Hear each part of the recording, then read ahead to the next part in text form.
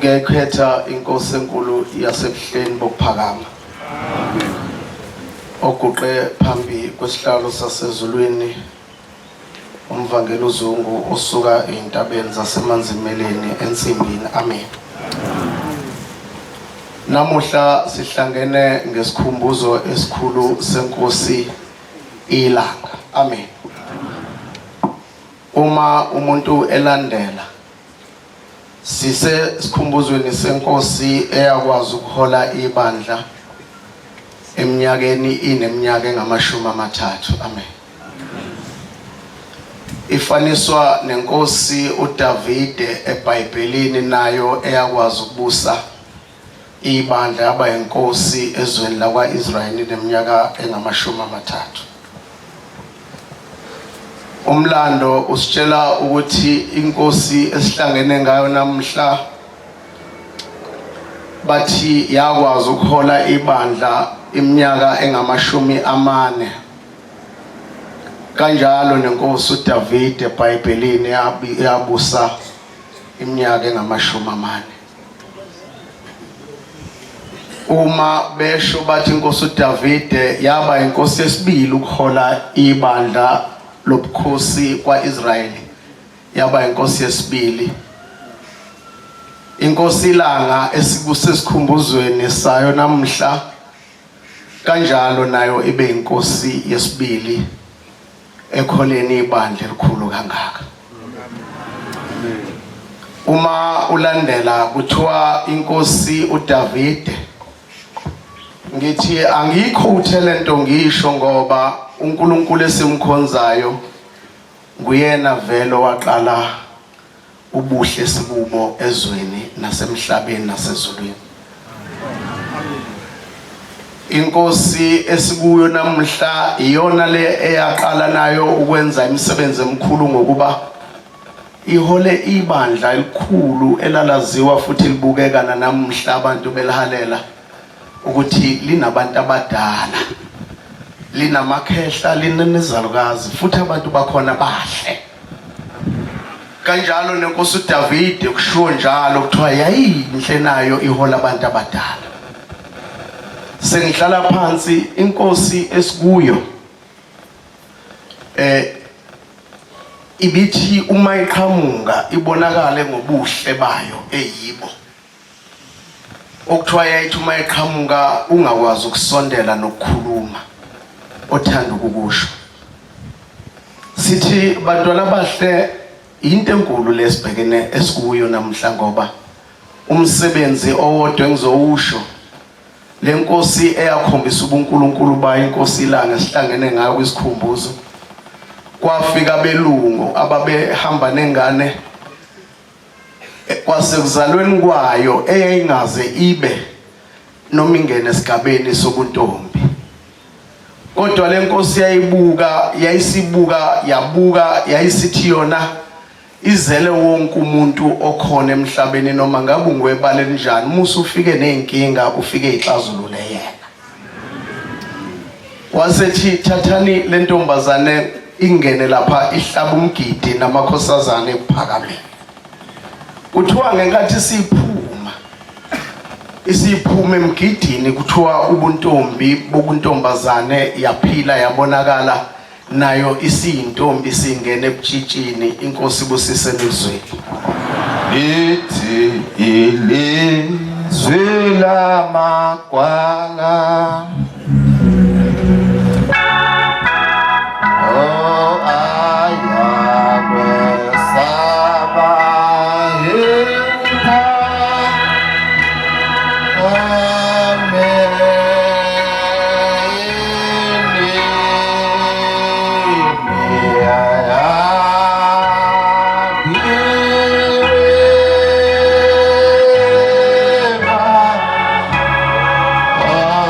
to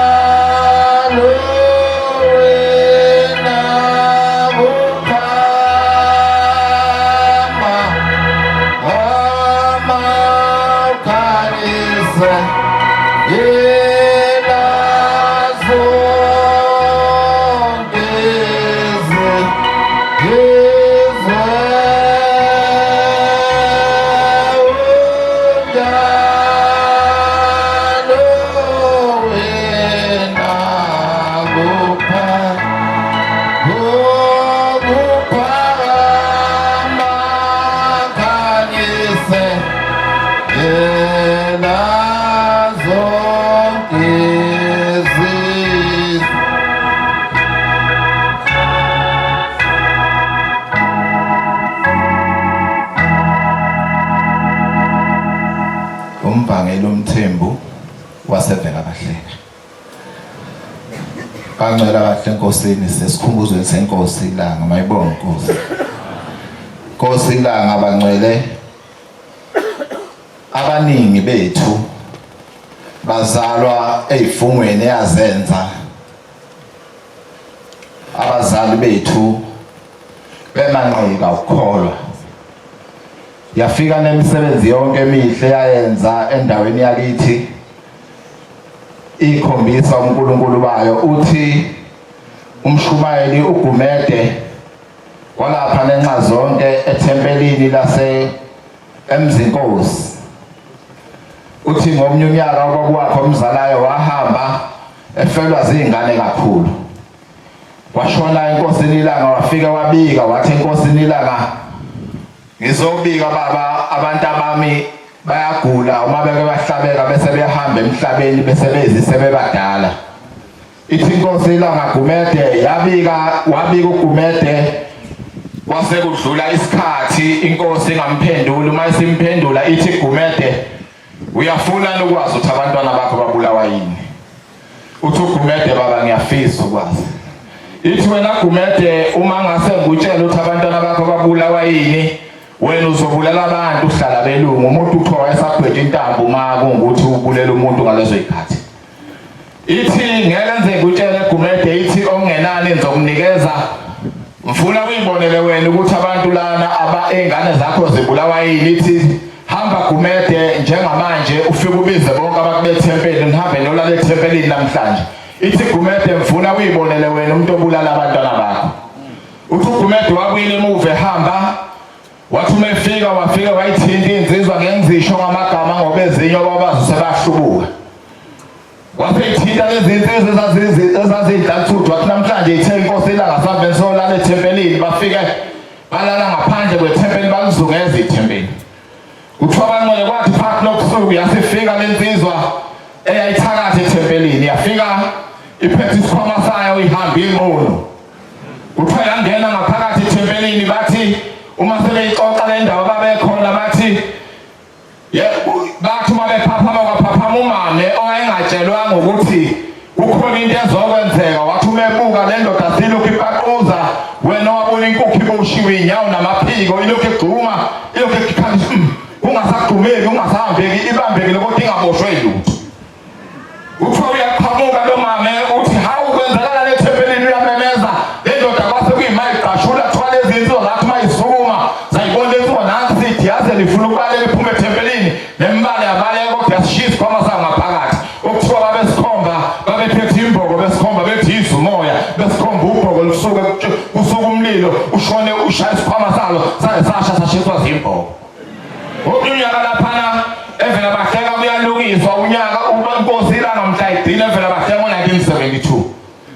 Ithuma kulungiswa ithi le ndoda kaNkwanyana wena Gumede ithi hawu kanti nina nilungisela ushembe umuntu nisabe le ndoda ningamadoda.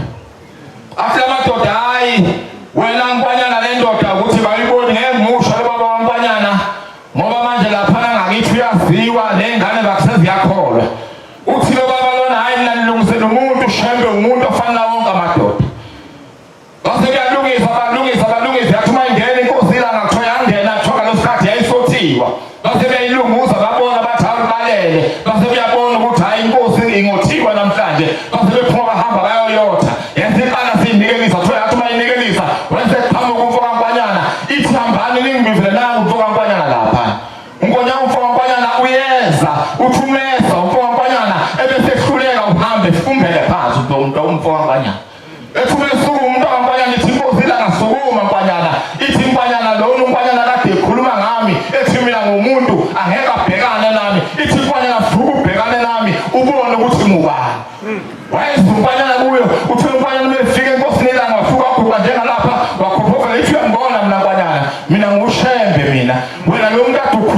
naye kasinye lonohlala la mina thungwanyana bangcwele wahamba wakubuyela emuva ephaphathekile basho njalo omkhulu bakaDube bathi lo yathi mayibuyele emuva le ndoda ngwanyana iyabuza ithi beningashonga nti ushembe uNkulunkulu bangcwele ushembe uNkulunkulu amen.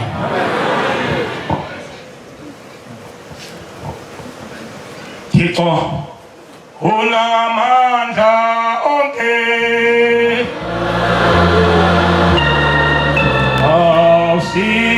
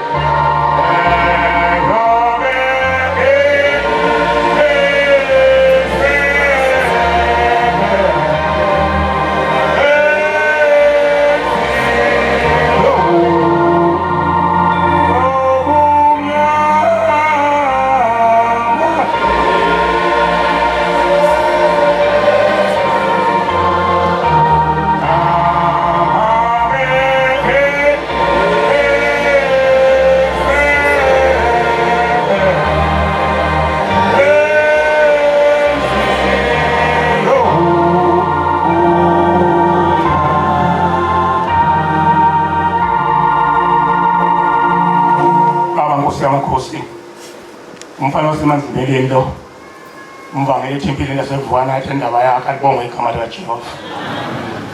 Bantu labasezulwini izokhuluma indaba eyenzeka emndenini wakithi ngase ngihlakaniphela 1969 la kwenzeka khona inganekwane emzini wakithi.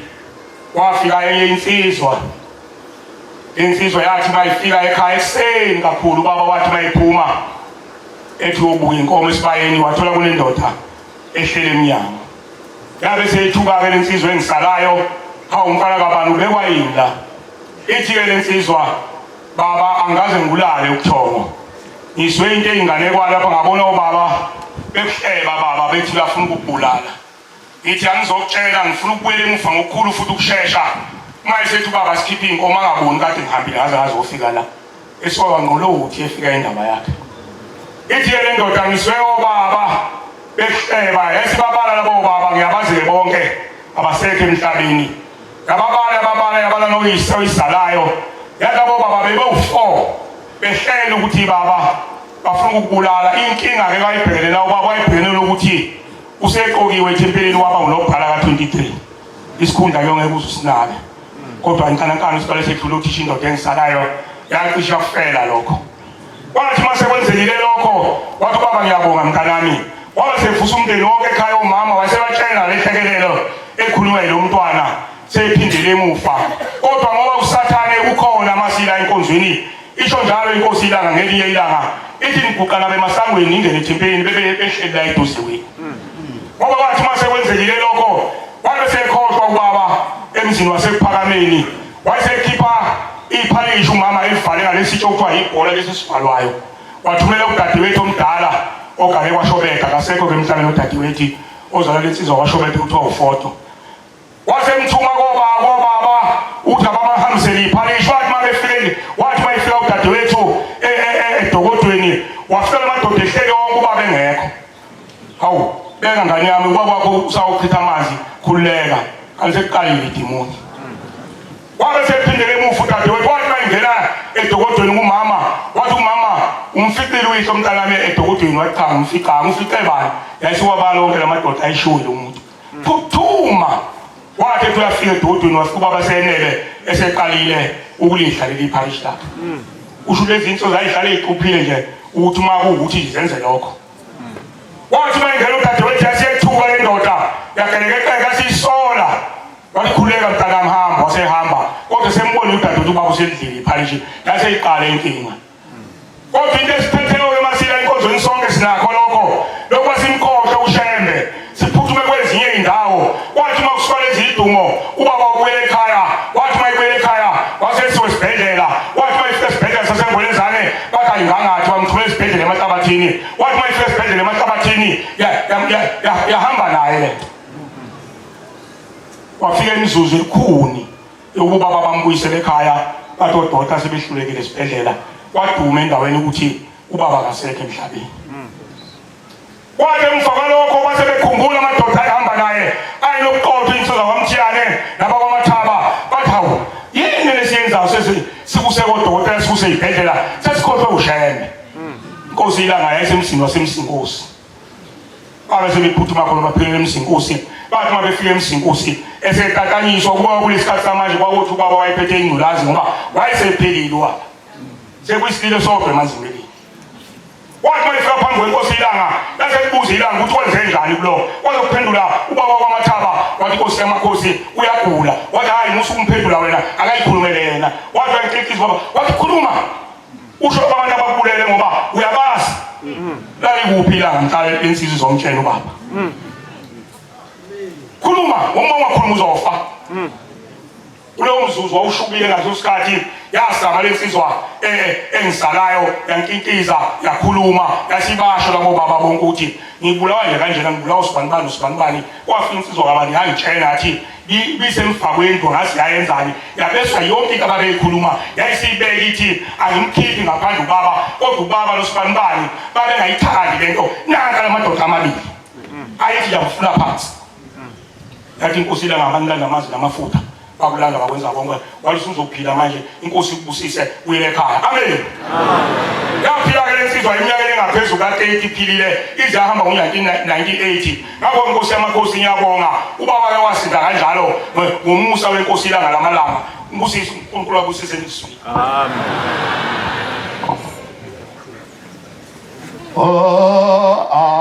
Aliko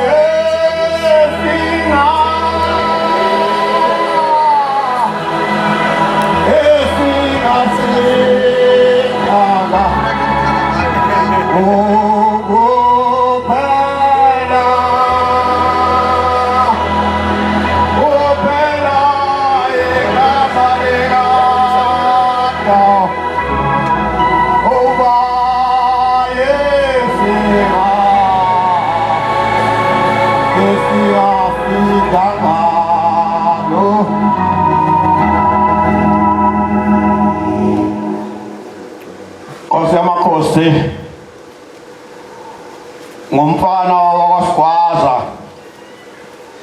laphana entabeni kaKwaSokhulu. Nami Nkosi ngingene kulomkhumbi wakho usukhulume ukuthi abavangeli bakho abaguqe bebeke libe linye.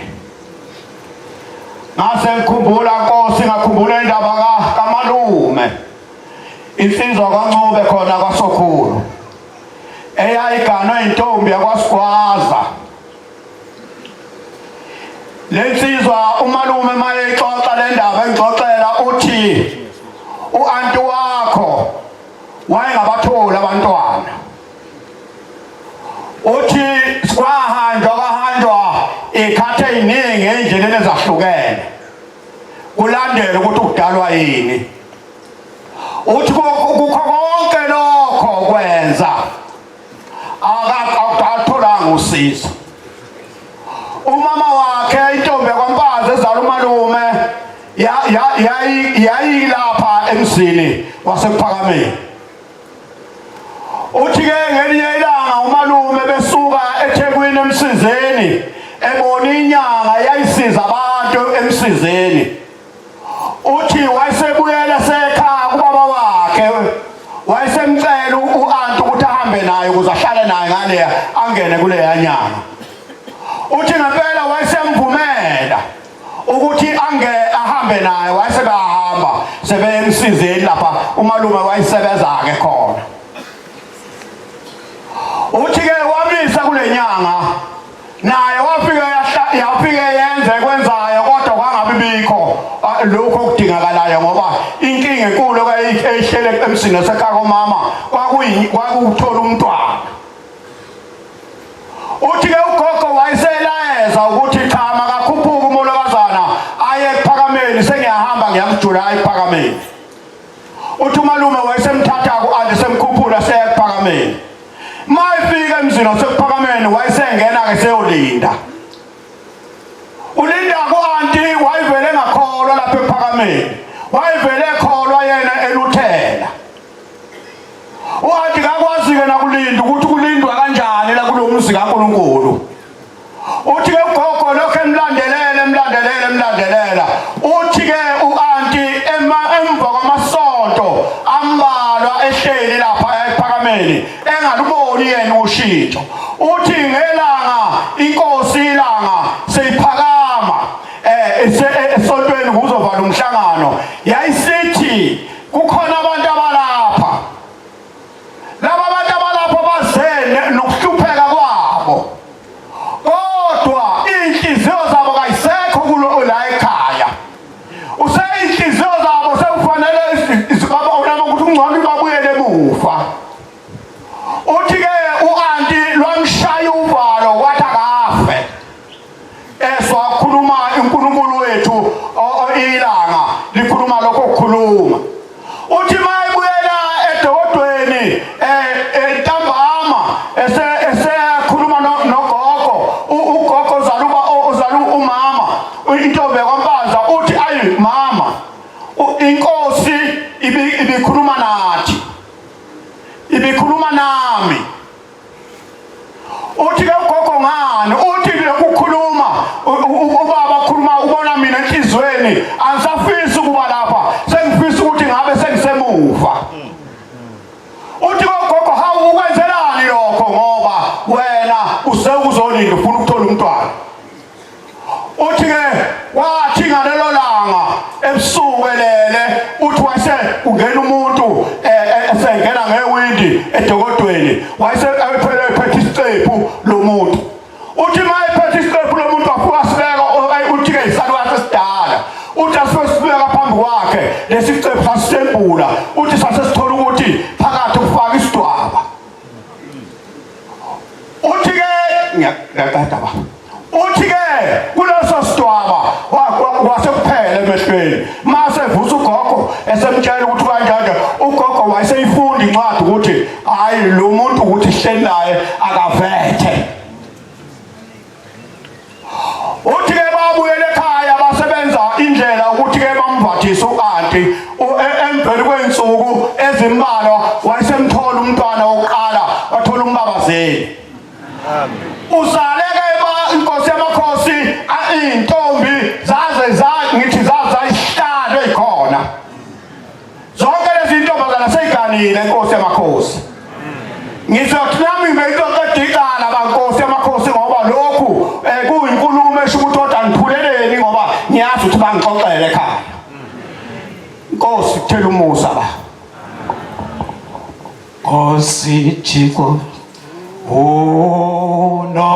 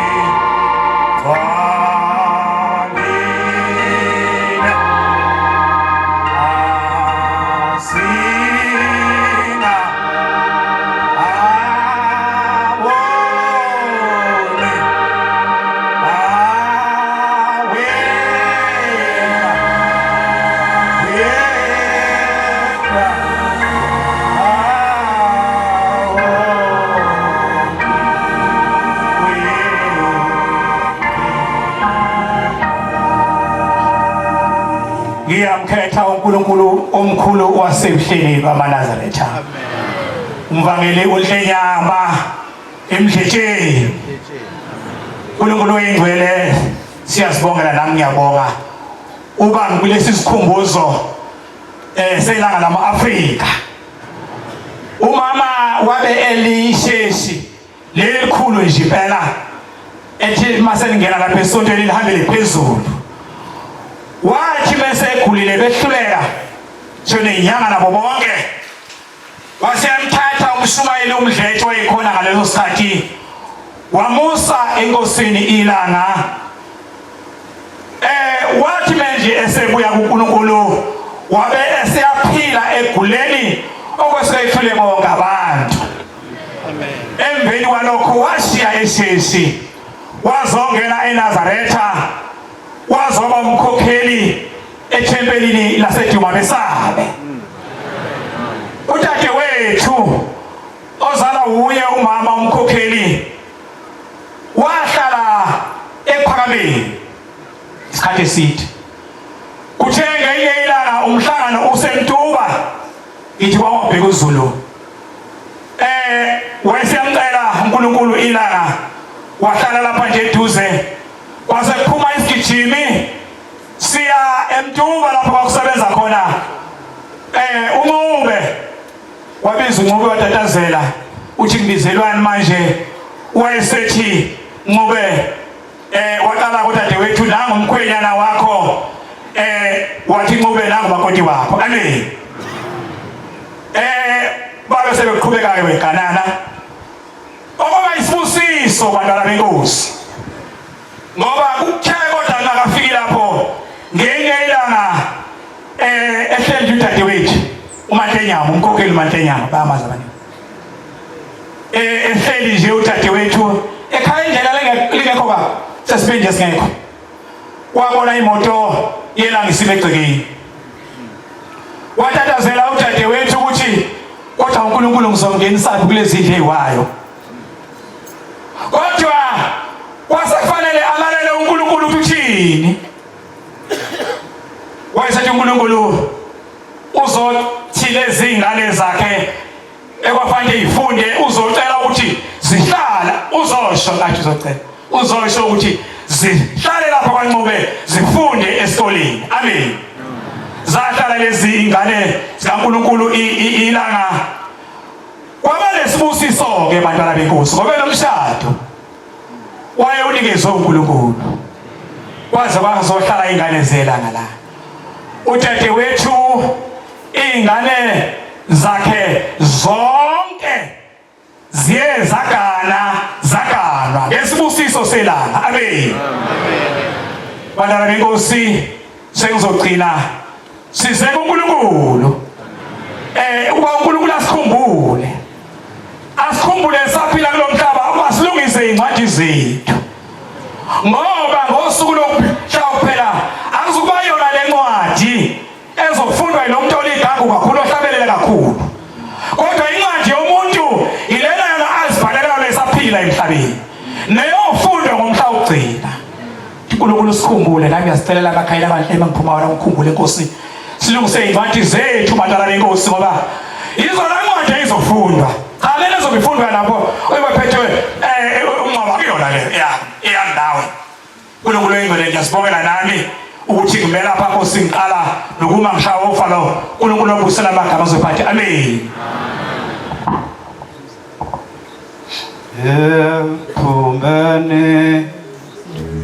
Phumeni kwelanga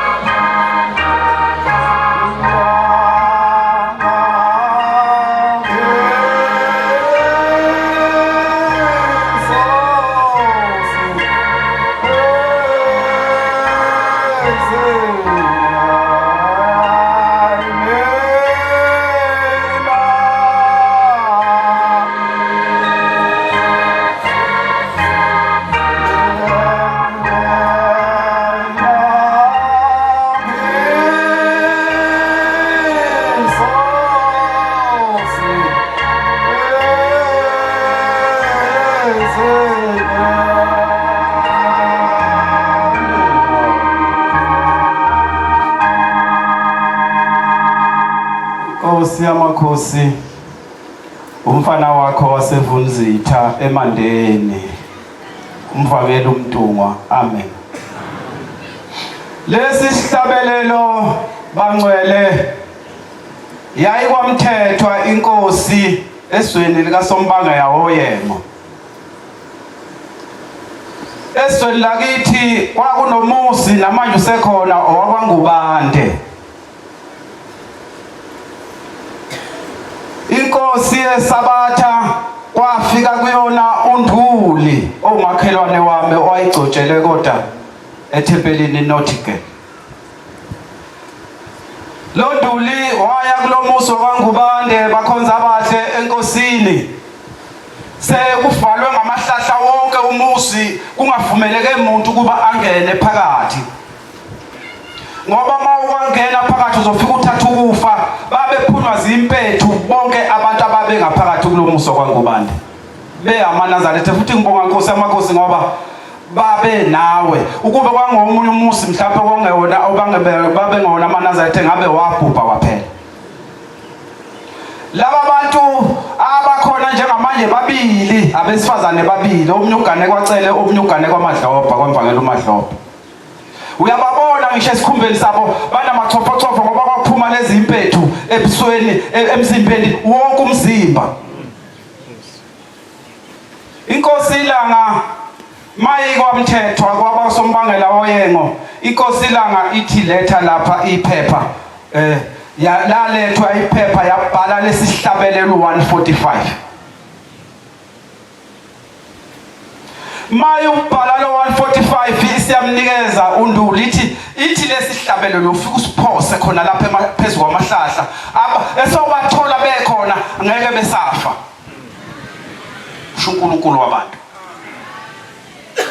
nebala abasinda bakhonza abahle enkosini njengoba ngisho ngithi bakhona asebesele manje ababili bakhona bayaphila egameni likaShembe inkosi yeSabatha. Eyokugcina Nkosi yamakhosi sekuyiwe entabeni bakhonza abahle. Ngomunye unyaka balele kakhulu kuyiwa entabeni yomhlangano. Inkosi yeSabatha kwathi makufikwa engonweni nenkosi yeSabatha wahlala umhlangano walala waphumula umhlangano waphumula. Wonke umuntu wayethi mayifika khona efuna ukungena phansi kwesihlahla wathi ekseni la kufanele kuwelwe nanku umfula. Ugcwele umfula nazi ihlahla zihambile ihlahla behamba liduma. Bayazi abantwana benkosi ukuthi liyaduma izulu mangiwe entabeni yomhlangano. Liduma kwahamba kwagcwala umfula kwashutha umfula uzukuwela babebona kahle abantwana benkosi. Wayekhona lo ogane kwaMadlobha, wayekhona einkosazana.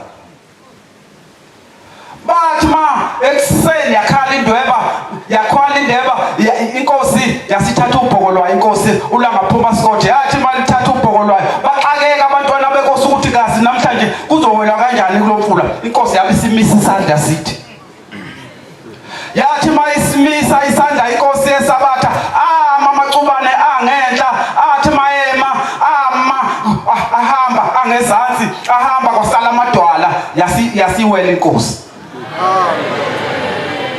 Isingaphesheya inkosi yeSabatha yasithi isiyabaqhweba umhlangano uyawuqhweba umhlangano owasala phakathi esheleleliswa amadwala uhlambisa owasala ephethe isigubhu ngoba kuhle ukufela enkosini ukufa wenza umsebenzi wenkosi.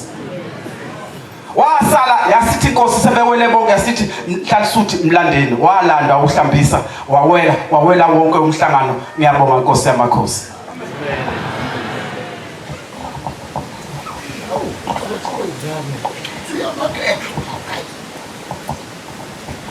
Thina siyamthanda lona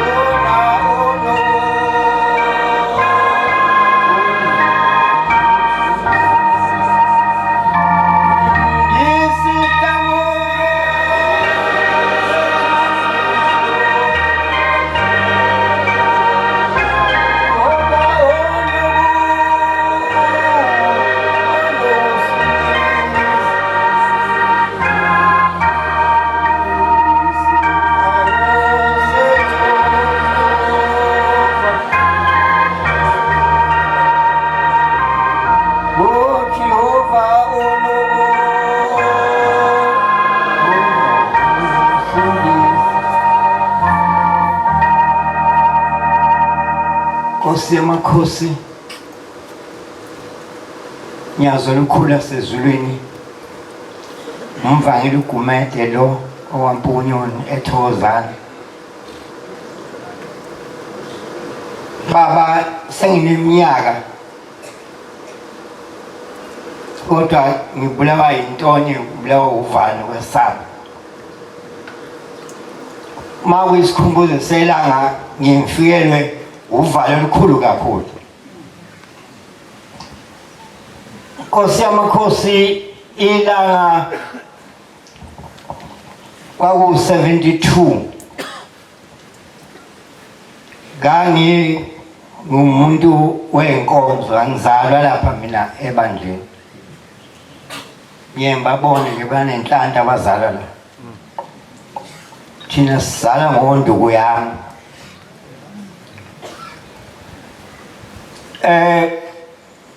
Nganginesifo sesisu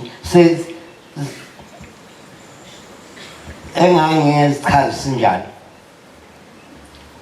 Kwakuthi ma ubusika, phela ubusika somphatha lesisu koze kube isisu weyikhanda, koze kube kungena ubusika futhi.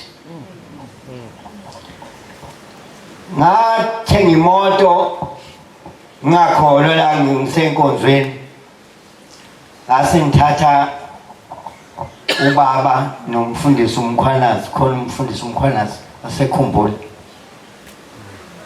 ngabayise eMkhayedeni. Ngangiqala ukubona lo muntu okuthiwa uShem.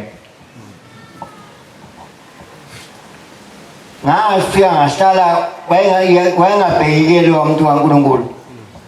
Lotho ukudla ngasiphuma siyothe kwawusho ngamehlo akhe ayengabhekeli lutho. Sasihlezi kude, wasebuza ubaba omncane wathi ngokabani lo mfana, wathi ubaba uzalwa umfowethu. Wasiyathula. Lingiphethe lekhanda kodwa ngezwa isandla esangishala ekhanda, sangishama qede kwehla njalo kwaze waphuma nemlenze. Kodwa ngangaboni ukuthi ngishawa ubani mina. Ngibuka ubaba omncane ngithina uma sesiphuma baba ngishayela, uthi angaze ngishayele. Lelo khanda lalingiphatha laphela khona eMkhayedeni. Ayibonga. Ukuba ngibe la ebandleni akekho angishumayeza zakho mina la. Ilanga lamalanga. Nyazi lezulu eyami indaba ngayilanda la kungaba yimi ngedwa. Nela. Ngesikhathi sefuna uba ngibe la, uthi kimi ngishova ibhasikili ngibheke esitolo nganzenza usune koThomas waMoliseni. Uthi lalela la, kusuka namuhla ungaphinduke kule nkonzo. KwakungoLesithathu ngasishila, sasenza inkonzo lesithathu. Wathi usuka namhlanje ungaphinduke enkonzweni. Ngangishade nginenyanga ezihlanu nonkosikazi, intombi engangiyicelile ngashada nayo nginenyanga ezihlanu. Kwathiwa lo muntu uhlubukile-ke manje na sethola intombi lapha, uhlubukile lapha esitolo. Wakhala isonto lonke la, bakhala bonke abantu esonto luhlubukile. Esethe lithi ilanga ngabe sandawo. Lathi isola selithi-ke ngicela ukungabe sekholwa ndawo manje, hlala ngithuthi tu. Ngahlala-ke kusole iminyaka yawu 65 kwaze kwaba unyaka ka-75 lapho wathi khona ngabe ngisakholwa ndawo. Ngahlala-ke, ngahlala emakhiwane-ke, hlala kwamnandi nje. Abanezinto, abanemali, abanemoto, ngahlala nje. Kuthe sokushaya u-75, 76, 77 wasebuyeza kimi wathi lalela ngitshela ungabusakholwa ndawo manje wathi kodwa ngizokutshela ukuthi yenze njani yathi ungaqala ukukhola ngase ngithanda uthando njengoba babengithatha lamakhumba ami amanazareti ngiyemkhayiteni ngiyemgidini ngiyobuka imgidi kodwa wathi ungabusakholwa ungaqala ukukhola wathi kimi kuzosuka impi enkulu ezosuka manje ungaqala ukukhola wathi ngokutshela masuku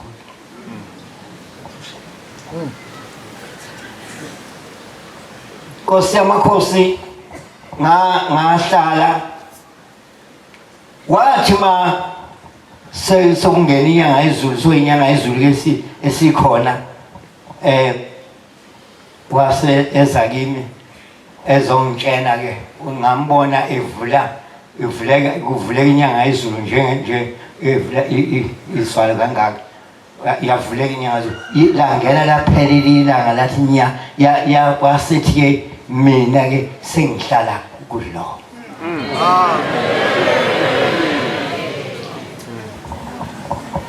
kulapho ke engaqala khona kwangena uthando kuthe kulezo nsuku ke ngase ke ngikhethe inkosi 70 so 85 manje khethe inkosi yaseUphameni ilokho Nkosi yamakhosi kuningi engakusho Nkosi busise nekuzwela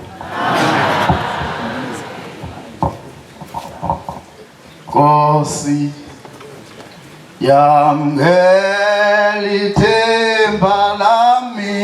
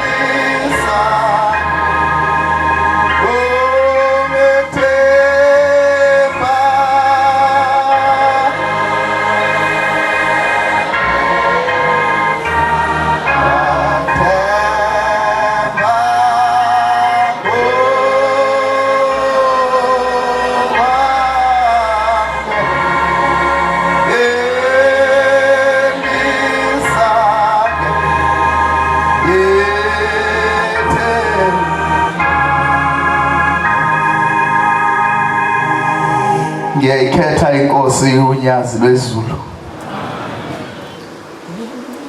bantwana bakaNkuluNkulu ngiyabonga ezulwini ukuthola leli thuba nami ngiguqela ukuloba igama lami enkonzweni yesikhumbuzo senkosi ilanga lamalanga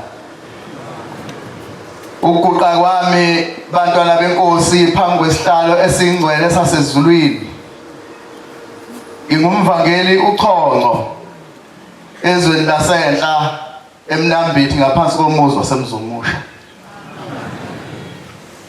bantwana bakaNkuluNkulu njengoba ngithi angiguqe ukuthi indaba kaNkuluNkulu ilanga lamalanga ngizwile ezweni lakithi noma ngizoba mfishane kodwa ngiguqela ukuthi uNkulunkulu alikhumbule izwe lakithi nenkinga elibhekene nazo ngoba lapho esuka khona zisuka ngazo lezo khathi zenkosi ilanga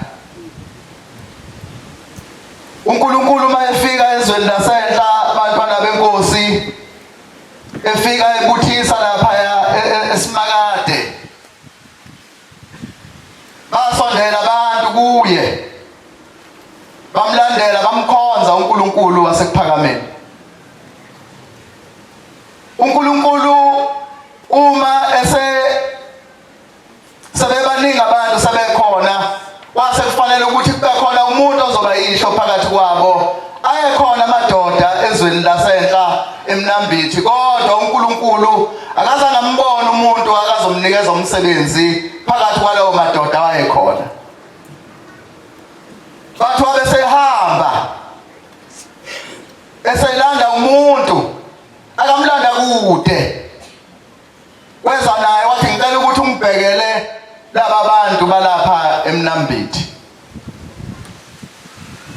Wabe sehlala ke lo baba okwathiwa isibongo sakhe uPhewa. Yathi mayishintsha ibhantshi inkosi umqalo wendlela abantu bonke ababekhona babengamaNazaretha kuleyo ndawo. Ubaba umfundisi owayekhona ngaleso sikhathi bathi yathi mayifika inkosi ilanga izobona abantu baseMnambithi. Wayesethi umfundisi owayekhona ngaleso sikhathi akahambe loyo laba bantu ngabanikezwa ubaba wakhe. Ngakho kulaba bantu abalapha akekho wakhe umuntu. Yezwa abantwana benkosi abavangeli benkosi abanikezwe izwi ukuthi bakhuluma imisebenzi kaNkulunkulu emihle kodwa okwezela kithi bantwana benkosi lokho engikukhulumayo kubuhlungu ngoba namhlanje abantwana benkosi kuyasihlupha. Njengoba ngithi bantwana benkosi nami angikhulume ngakho phambi kaNkulunkulu unyazi lwezulu ukuthi izwe lakithi uNkulunkulu unyazi lwezulu likhumbule izo zonke lezi inkinga ezikhona.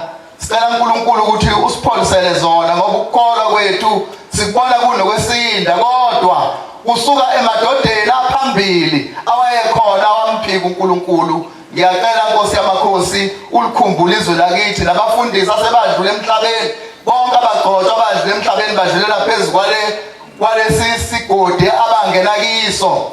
Ngicela uNkulunkulu ukuthi ishambo ingcwele bakhumbule bese ukhumbula nabaphilayo baholi ibandla lakho ngobuqotho. Inkosi ibusele ikuzwile.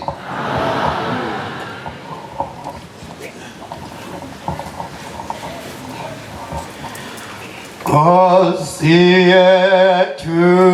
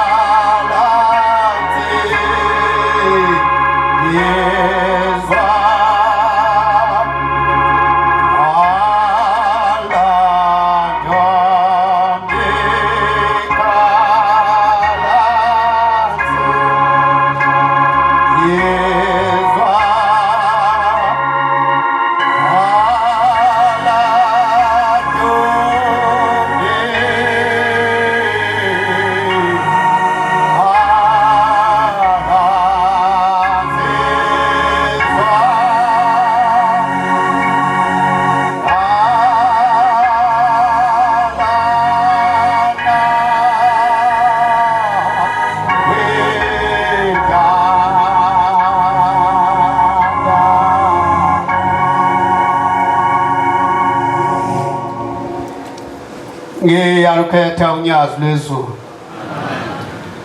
Nkosi yamakhosi, uNkulunkulu osezulwini osemhlabeni osemanzini phansi komhlaba, sisesikhumbuzweni sikaNkulunkulu wethu uMaNazaretha owaba lizibulo ekwesuleni izinyembezi ezazikhalwa emhlabeni. Kukhala ngisho isilwane sidla utshani uthi ubaba omncane oze wangena emhlabathini engazange wayembatha lengubo uthi hey shazane kukhothe mewubhombela kwake kwama izinkomo ezweni lakithi zama nje zangadlatshani zama zathula zathi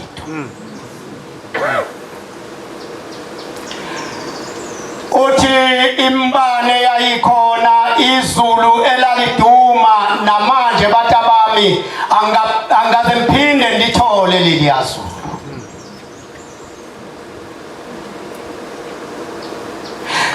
sihlangene ngeduku elafike lesula izinyembezi lathunga izinhliziyo yayisikholwa insizwa engizalayo ubaba ngingwakwaZungu Nkosi yamakhosi entabeni zaseMalimede ntwana wakho omthume kulomsebenzi kodwa izingane zakwabo kababa zazingayembathanga lengubo emhlophe khumbula ubaba ophakathi inkomo esengwayiviyo yayiganiwa amakhosikazi ayisihlanu kodwa ngaleso sikhathi engisikhumbulayo ayesemane kwangena ukufa phakathi komuzi kababa ophakathi abantu babenqwathwa ngababili ngabathathu usuku lulunye baphupha abantu kwaze kwasuka lensizwe yasiyembethe lengubo emhlophe ezala mina yaya kuNkulunkulu ulangaphuma sikothe nabalothayo bahangula wayoceba lolu sizi wathi umayiluceba lwaseluyanqamuka kwasho ukuthi amakhosikazi ayekhona lapho ayibhujelwe ngabantwana ayike yayisagone umntwana kwase kuthule uthi-ke ubaba ongizalayo mfowethu uma kuJulayi kulapha ekuphakameni uyehla uyephoyinti ubaba ophakathi wayesebenza emtateni uthi mfowethu ake wenyuke ngoba ngifike nayo unkosikazi omdala wakho uMaxulu ake unyuke uyocela abantwana uthi-ke lo oyinyanga ngoba wayeyinyanga uthi awumfowethu ingani usuwenza indaba enkulu wafika naye umfazi ukuba uzomcelela abantwana hambufika uyacele uthi-ke lo awu Zungu kuyasabeka sukuma uma ngeinyawo lo inyanga uthi hawu ngoba wayemazi phela kuyinsizwa ukholwa nje wayekade eyinsizwa yeyinduku usukuma hawu mfowethu usabe indoda enye ngomoya phansi uthi-ke lona awu impela ngiyayesaba indoda enye asambe wena ongayesaba indoda enye uyocela abantwana wavuma-ke lensizwa yathatha isitshalagwayisayo yalandela umne wabo kwaye kwafikwe ekuphakameni uma ngabe sekufikiwe lapha basegudwa ngamadolo sebebakulayini umama ungale komama ubaba ungapha kobaba wafika kuqala ubaba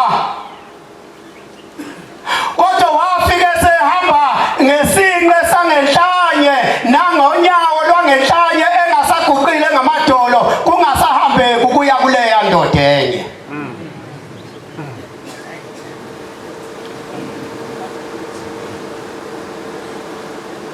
isijuluka imanzi lenyanga yathuma iguqa yafike yalubika usizi lwayo yacela uyabuza-ke ololiduku lokwesula amaNazaretha ezinyembezi umhlaba wonke nesilwane uthupha unkosikazi yayisimkhomba imkhombela inini wamakhosikazi mbize wayesesondela wathi uma eguqa lapha intombi yakwaXulu uthi-ke uNkulunkulu kulungile ngizobathola abantwana umntwana ozomthola oqala kuzoba umntwana womfana yaphenduka lenkosi Nazarethe kodwa engijahe kuko yathi uma isuka lensizwa engubaba omncane yafuna umfowabo ulindile lapho uhlezi yathi uma ifika kuye yeswela ukuthi mbamba kanjani ngazandla uthi mfowethu ngizalwa nawe ufuna ukumbulala ufuna ukumbulala uthi ke lona yini sekwenze njani nomzopho usembiza ngegama yini sekwenze njani uthi ungilethe lo muntu uphakamisa amehlo angihlaba amehlo azaza uphuma ngapha uthi ngiye ngawa phansi ngifike esitandeni sengishosha ngezinqe ufuna ukumbulala uthi ke lo ingani phela bengulethe kwenye endodeni enye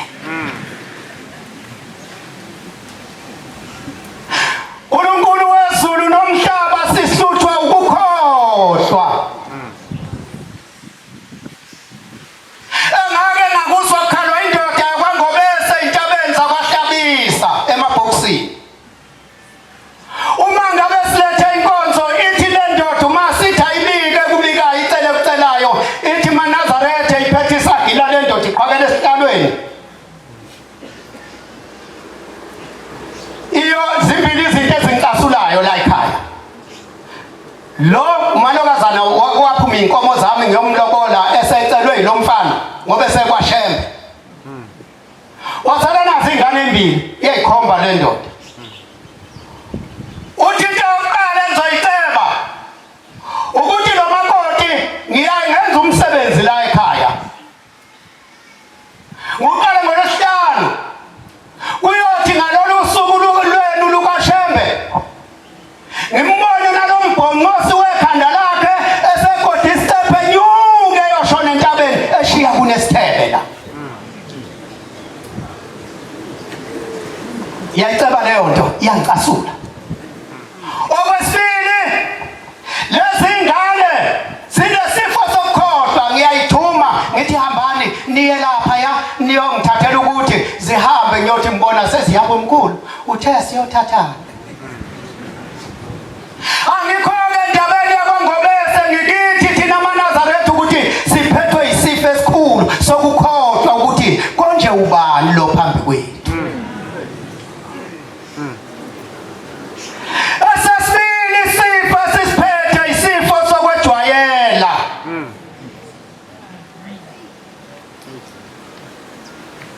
Nkosi yamakhosi sengathi ungasenza singajwayeli usikhiphe lesifo kithi ilanga belithi uma lifike ezweni lakithi lifike lingalayezile emzini wasezulwini kuthi kusa libe selikhona ngaphakathi kulo muzi sekuyohlatshwa umkhosi kubuya abantu ngapha nangapha ebese ngokuNkulunkulu kodwa kuyothi uma ngabe sebefikile abantu ebese bebuthana ibabuka abangamaNazarethi babuke kube umhlangano ihambe ishiye kwakungekho umkhokheli kwaba neminyakana umkhokheli engekho ezweni lakithi kodwa ngelinye ilanga wakhuluma owasezulwini leli duku lokwesula izinsizi zethu iduku lokuqala lokwesula izinyembezi ezakhalwa ukhotheme umqali wendlela owayehlezulwini waba ngumuntu ebantwini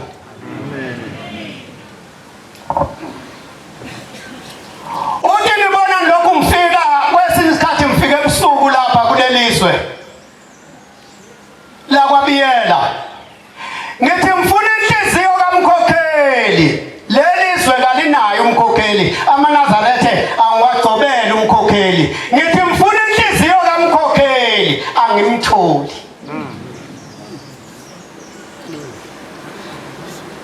siyakhohlwa Nkosi yamakhosi sesiyakwazi thina ukugcobana siyambona umuntu ukuthi ufanele ukugcotshwa lo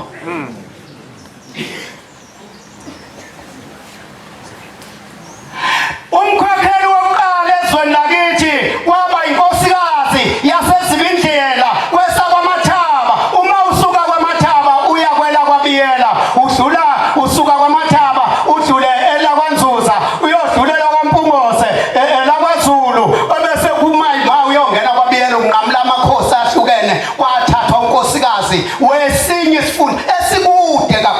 ngoba kwakufunwa inhliziyo.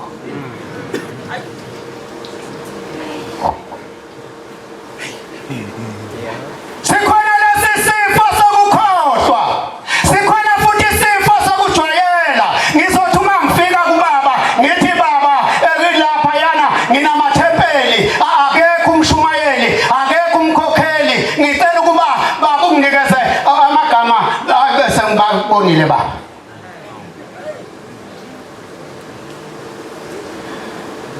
Bayakhala abantu baba, sebeyakhononda. Inkosi busisizwe la.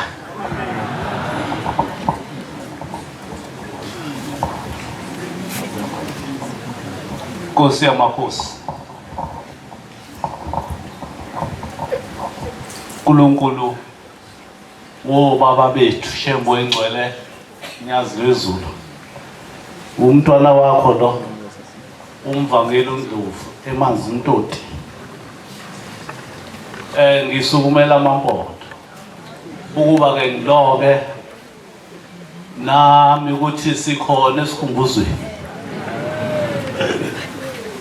nobaba ombhele nobaba uShozi bazojabula ke sikhuluma indaba zikaNkulunkulu wethu lo esambonayo ilanga lokukhanya. Sasingabantwana ngiyakhumbula kufika ubaba wakaThabethe waseBig Messiah, fika kubaba umbiza ngegama. Ubaba ke wayenegama nje lalidumile ngoba wayemkhulu ngomzimba. Usethi ke, hey boy, ake siye lapha ya kubaba ekuphakameni. Uyabuza ubaba kwenze njani? Uthi yabona lo mfana ngeke ngiyithenge inyama namhlanje kwena, kodwa ngifuna umnikeze inyama azoguduka nayo. Hayi kubaba ke wamnikeza ke ngoba kwakuyizinsizwa zaseNazaretha. Mabefika ke kuNkulunkulu woNkulunkulu cause iqala ngo2 kwathi ngo4 baya kubaba. Nkosi ilanga yajabula mayibabona abafana bayo basemampondweni. Yancokola inkosi. Kanti incokola ngento aze ngayo uThabethe. Sekhohliwe ukuthi uphambi kwaNkulunkulu uThabethe khuluma leli ulimi lakhe. Ethi hey baba, hey boy. Hawu. Kwathuleka manje. Uthi inkosi embiza egama uthi hawu ubiza abantu neboy. Axolise kasethi baba njengoba ungibona ngihamba nalo lona ungidayisela inyama kodwa bayakhala ekhaya. Kufika umfana wami umdala uManqobe ezobika ukuthi lapha ekhaya unkosikazi mayepheke kahle wapheka nje ukhari eBig Messiah nje ukhari and rice waqala kaThabethe kwakuphekwa amamili rice.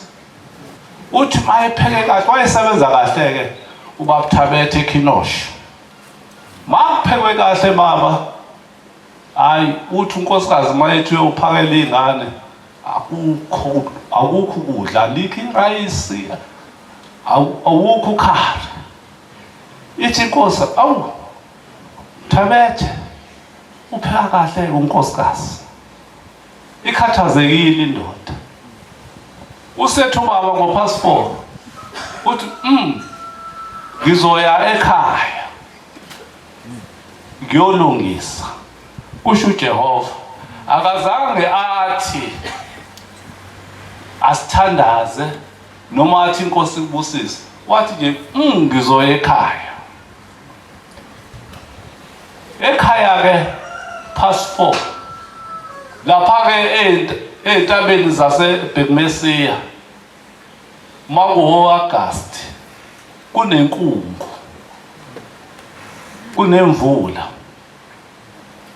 Abafana ke baThabethe bathi mabengenisa iy'nkomo ney'mbuzi esibayeni base beyama ngaseyolokhuzini ngoba iy'nkomo zingena kabuhlungu zijikijelayo esibayeni. Bethi bayabheka nanti ihuka likaMahilela nangu la ngaphuma asikothe uphethe isiswebhu baguqile obaba ngo4:30 ngo4:30 abantwana bengenisa iy'nkomo usekhona ushembe uNkulunkulu ushaya ngesiswebhu usha bathi obhuti Manqoba nobhuti Sipho babe bothangweni lesibaya bembona ubaba uNkulunkulu ngamehlo eshaya amadoda amafishana ney'ntshebe azasho ukuthi athunywe kephi athi ushembe phindela la nivela khona ebashaya sinalo uNkulunkulu. Amen. Lo uNkulunkulu ke bangcwele wakeyithanda ubaba make wakwanikeza inkozo nje eParadise ekuphakameni engelutho. Wayenelutho ubaba kodwa wayewumsebenzi welanga eno 3 years wayevaleka amehlo eyithanda incwadi kaJohane. uJohane mayehamba yobuza ukuthi ingabe uye yini lo simlindele. Wayemazi uJohane uJesu, wayeyazi inkosi Jesu, wayewumzala wakhe. Kodwa masezwa imisebenzi esetilongweni eboshiwe fika abafundi bakhe useyabuza usethi-ke kubafundi mabemtshela indaba eyinkulu ukuthi inkosi uJesu ivula abantu amehlo iy'mpumputhi nobuchoko bayalashwa nabadingayo bayasizwa. Usethi kuJohane uyathumela kubafundi ukuthi abayobuza ukuthi ngabe uyena yini lo simlindile. Impendulo ke kaJesu ithi njengoba nibona nje izimpumputhe zivuleka naba nochoko belashwa nezishosha zisukuma nabafuna ukubhabhadiswa bayabhabhadiswa. Anomtshela konke lokhu enikubonayo kodwa ngingiphathisa into eyodwa awasingakhubeki ngonyasi. uNkulunkulu lona akushintsheli lutho. 2014 ngiguqa umfethu eshawe stroke ngithi Nkosi yamakhosi ngiyafonela ukuthi umfethu ushawe stroke sesimphinde kwesithathu. Nkosi yanginikeza uVaseline abangcwele yathi hamba uye esibhedlela ufike umgeze wena bese uyamgcoba. Nkosi yamakhosi wayengene ngolesine engamuvi nje eyinto kodwa ushilo ngo4:30 ngathi mangifika esibhedlela ngo6 umfethu ngamfika esewazi ukukhuluma esenyakaza. Mangimbuza uthi kwenzeke ngo4:30 ngangiguqe ngawo uNkulunkulu mayibonge inkosi. Ithi ke indaba yelanga okugcina nje ivesi elilodwa. Inkosikazi yakazibani mayifika phambi kwaNkulunkulu izobika ngomntwana wayo sihlabelelo 240 ukuthi ugejwe intambo. Ngithanda ke umthandazo wenkosi esithandazelayo thina sonke ivesi lesithupha. Akekho namunye olungile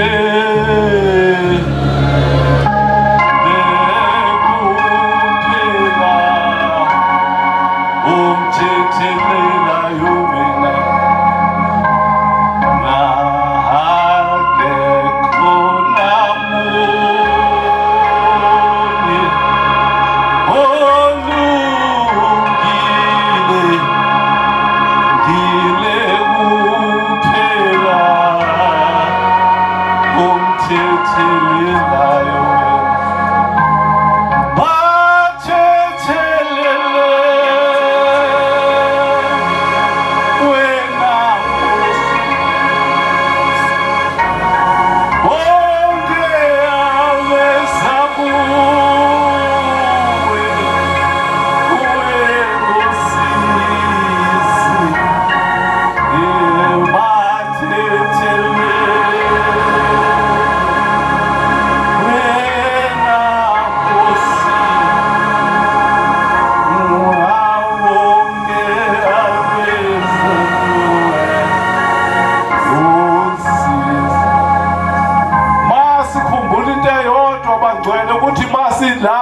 size ngosizi lwasemakhaya asingamhlukumezi kubaba umele ukuthi asibheke asigcine aze asigcinele ngisho nobaba bethu bengasekho nokhokho bethu asimthande uNkulunkulu wethu inkosi ibusisele kuzwini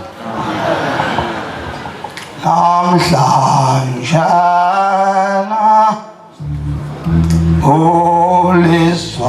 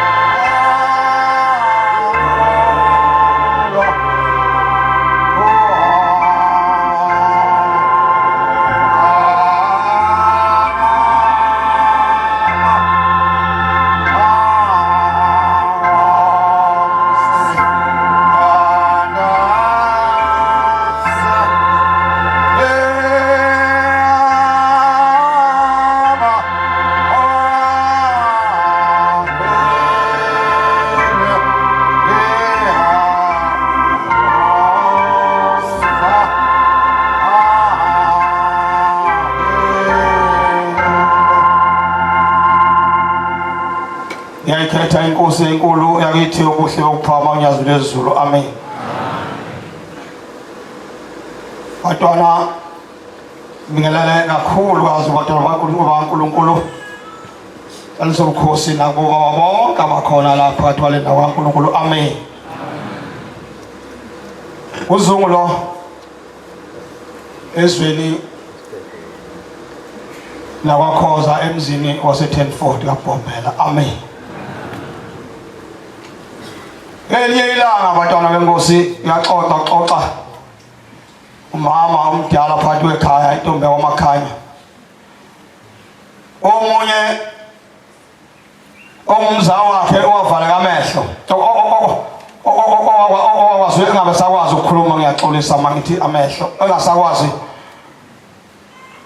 ukuthi ekhulume wavaleka umlomo wangakhuluma uthi umama mntanami lengane kamalume indlela nje umalume owenza lokho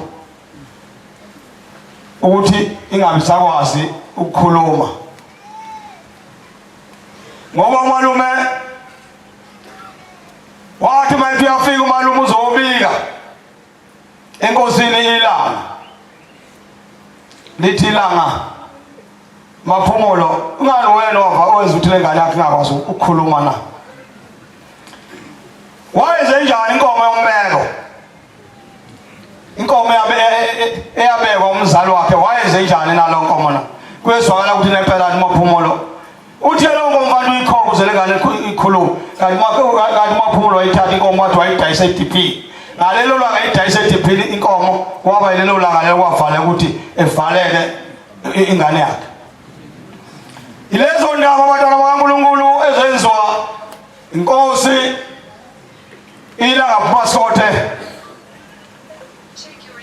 eliyela ngoba ubaba umfundisi wathunjwa wasesizweni lakithi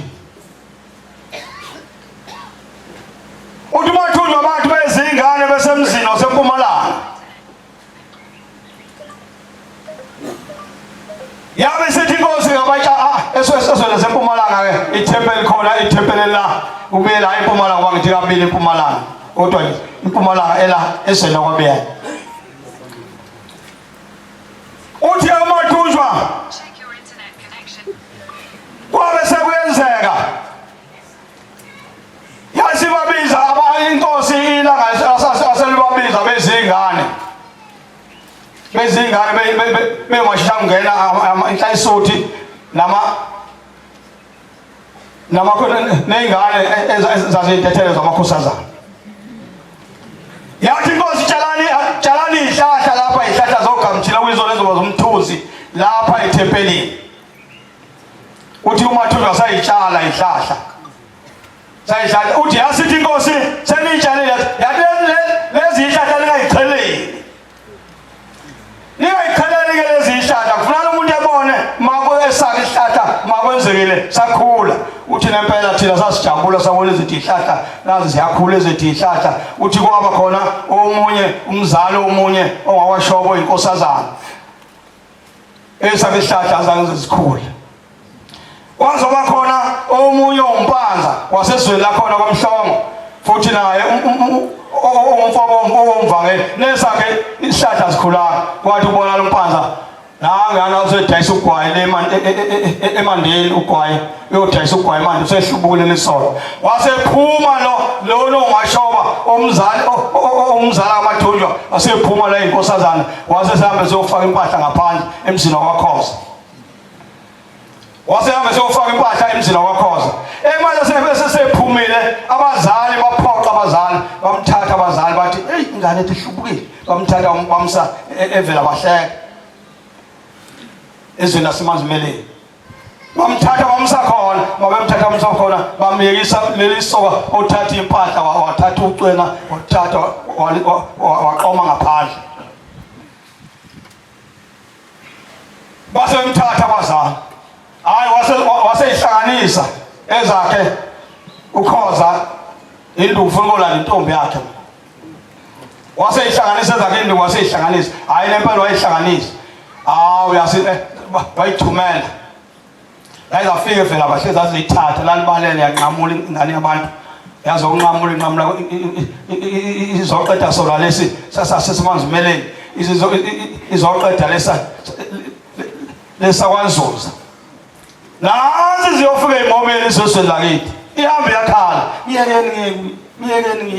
ngiyekeni baza abakudala abantu ey'ngane zabantu sayijujela ngalesa sikhathi. Yanqamula ingane yabantu, yanqamula ingane yafika ithema yafika yawela esangweni emzini wakwaKhoza. uKhoza lo kade ithumela abangqongqozi. Kwathi kuyezwakala abantwana bamankulu, wathi Khoza wathi hayi wasediya, wathi hayi ngimehlula uShembe, hayi ngimehlula uShembe, sengimehlula uShembe. Kwathi uyatholakala nje hayi induna yesizwe yathi ithi yagiya ngelinye ilanga, ithi yagiya, ithi igiya esicawini, yahlala phansi yahamba isigaqa ngamadolo. Igama lawo kwasewumadoda umadolo, yahamba isigaqa ngiyadabwa ngoba yaqaliwe nabantu inomndeni omningi, nabantu sasikhula nabo, nabafana sasikhula nabo, kodwa akho lutho namhlanje, akho umuntu ngisho sengase cele enze intethelelo yakhona. Ngoba wenzeni utheni umehlulile uShembe ngomuntu, wawuthumela kodwa kwagcina uShembe. Ayibonge inkosi, inkosi ayibusiseni ngizwini. Siyabonga ukufakaza uhle siphiwe abavangeli, inkosi zibabusise.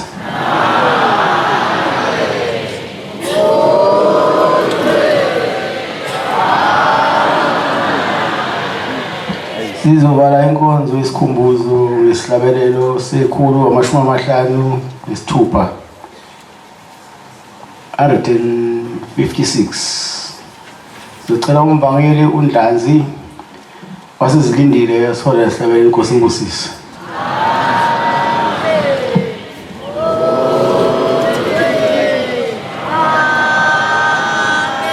Inkosi imbusise uphuma abangcwele.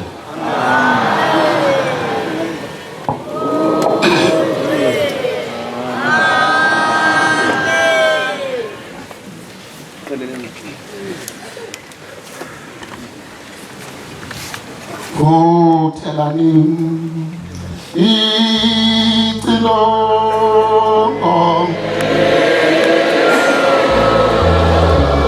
batshelene